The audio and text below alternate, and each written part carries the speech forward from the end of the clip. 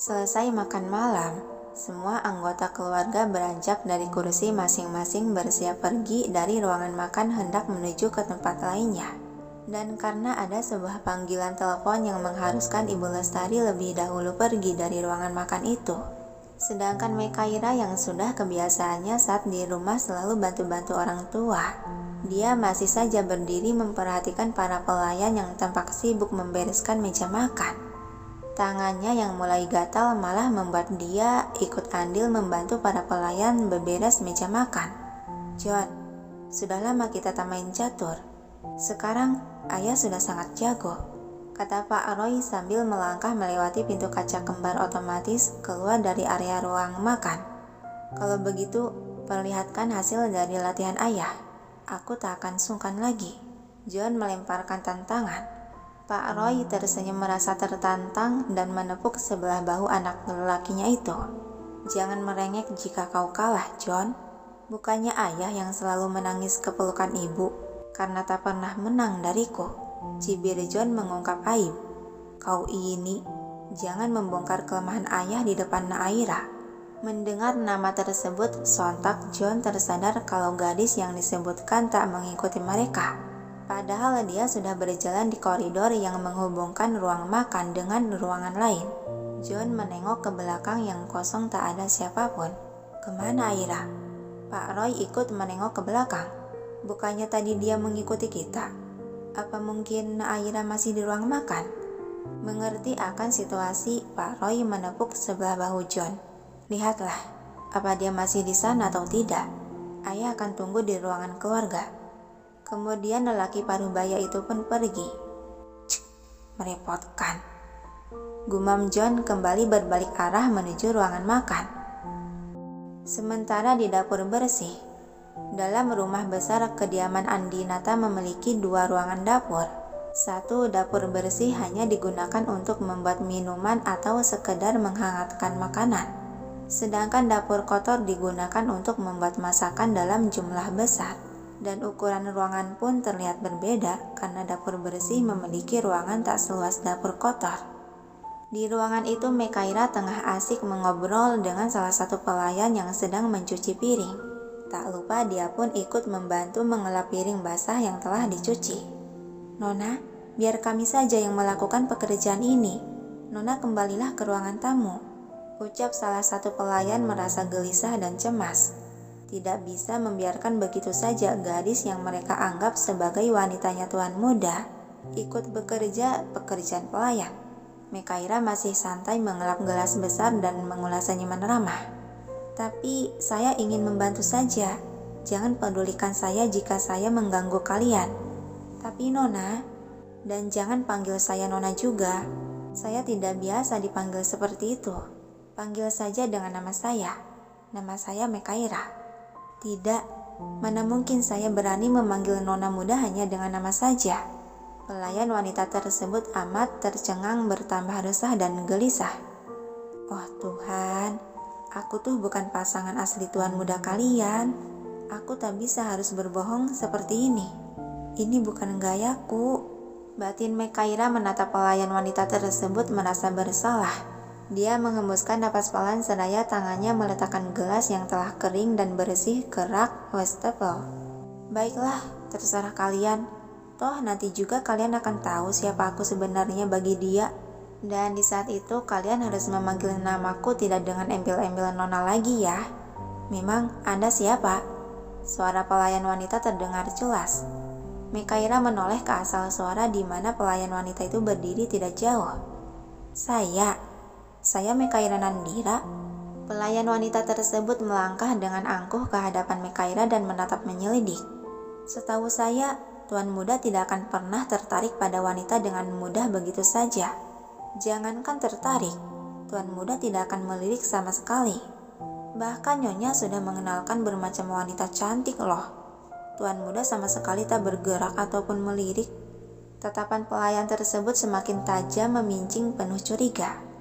Karena di hati tuan muda hanya ada satu wanita yang dicintainya sejak dulu dan sekarang, yaitu wanita cinta pertamanya. Dan sekarang dengan tiba-tiba saja ada seorang wanita biasa yang mengaku sebagai calon istri tuan muda.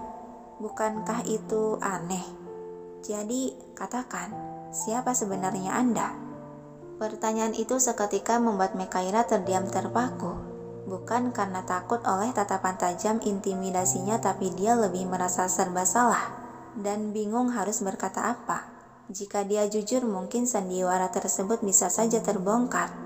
Tapi dia telah terpojok dan kecurigaan pelayan itu memang benar faktanya bahwa Mekaira bukan wanita pasangan asli John. Karena memang hubungan mereka itu palsu, hanya sebatas partner membantu. Dia wanitaku. Sebuah pengakuan dari suara tegas nan dingin berasal dari pria yang baru saja memasuki dapur. Tuan muda? Serempak para pelayan yang di sana langsung menundukkan kepala hormat. Begitupun dengan pelayan wanita yang mengintimidasi Mekaira tadi. Kenapa dia datang ke sini?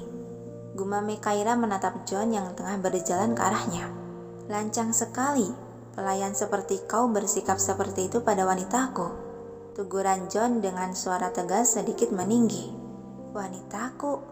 Rona merah mulai menjalar di kedua pipi Mekaira mendengar kata tersebut. Dia menatap lelaki yang sedang membelanya itu.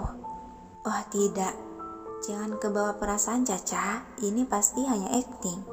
Segera Mekaira menggeleng, sadar akan status hubungannya. Maafkan saya tuan muda, saya tidak bermaksud tidak sopan pada Nona. Pelayan tersebut memohon ampunan, nada suaranya terdengar bergetar takut masih menundukkan kepala. Bukan tidak sopan saja, tapi kau sangat tidak beretika.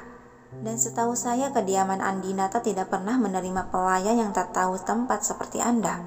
Ucapan John yang dingin disertai tatapan tajam menciptakan suasana semakin mencekam tegang, sehingga tubuh pelayan itu lemas segemetar.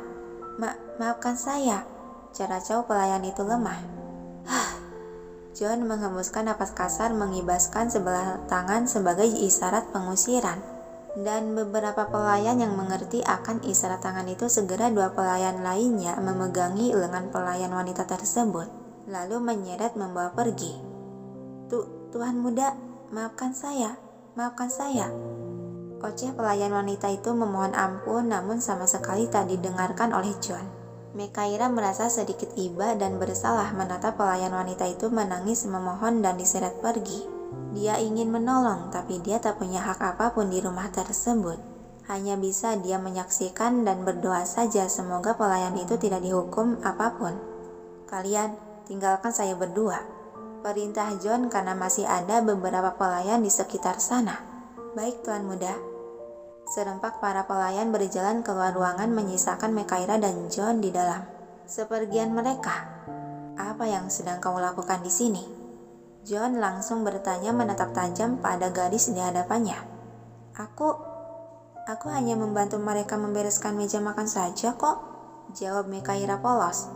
Melihat wajah tanpa dosa dari gadis cantik tersebut, perasaan panas di dada akibat amarah dalam diri John seketika meredup dan hanya bisa menghela napas kasar.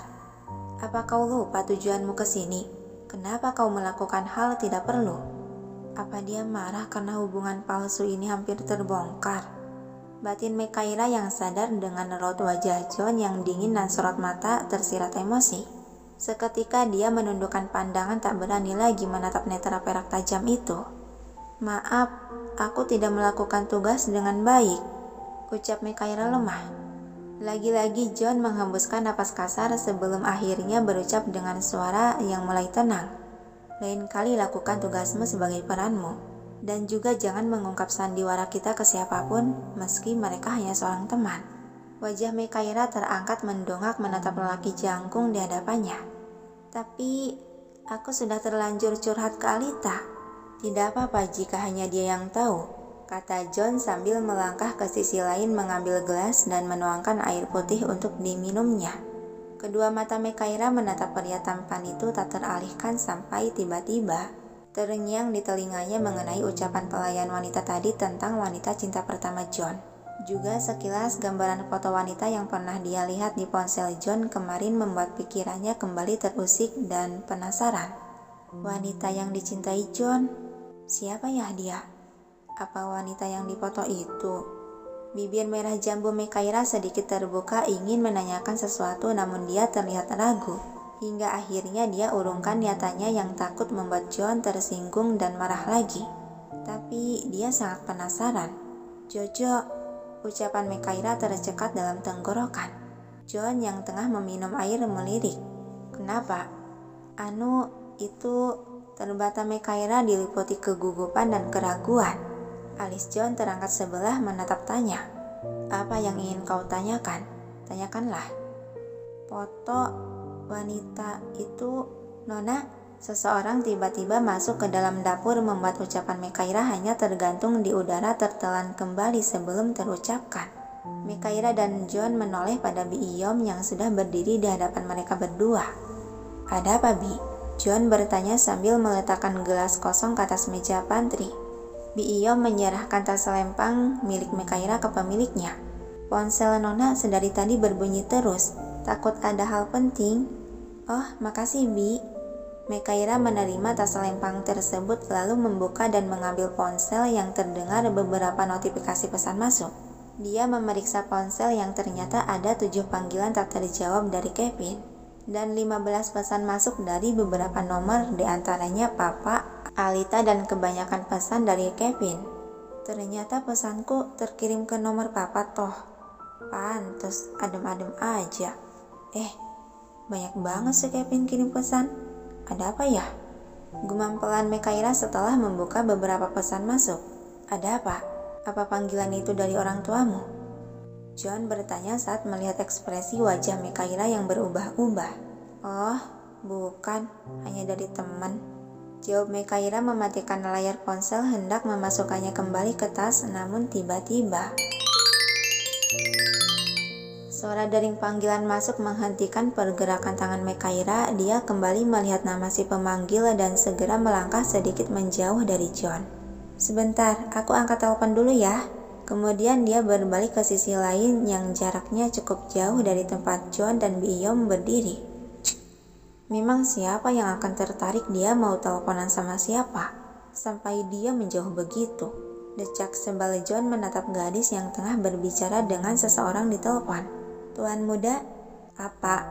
Sahutan John ketus, entah kenapa perasaannya tiba-tiba jadi kesal. "Tuan sudah menunggu tuan muda di ruangan keluarga." "Oh, benar juga. Aku hampir lupa," kata John teringat dengan permintaan sang ayah yang ingin bermain catur. Sejenak dia melirik Mekaira yang masih asik mengobrol di kejauhan sana. "Katakan padanya, jika sudah selesai menelpon, suruh dia ke ruangan keluarga," ucap John kemudian berlalu pergi meninggalkan dapur setelah mendapati kata baik dari Bi Iyom.